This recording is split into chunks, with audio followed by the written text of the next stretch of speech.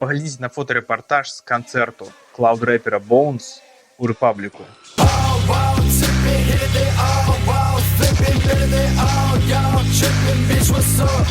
Стыль калаж захапляльны, правда? Гэта быў залаты 2К17. А што стала з беларускай фотажурналістыкай зараз? Адказвае Сергей Балай. Будзем казаць шчыра, тое, што здымаюць Белта, цэнтральныя газеты і раёнкі, гэта не фотажурналістыка, а звычайная прапаганда. Альбо нейкае ўсваленне кожнага руху ўлады, альбо абсалютна траваядныя, бяззубыя кадры, якія ніякім чынам рэчаіснасць не паказваюць, лічыць Сергей. Што да медыяў выгнання? Колькасць медыяў не скарачаецца, але ўсім ім трэба грошы, якіх стала відавочна меней. Каго рэдакцыі скарачаюць у першую чаргу?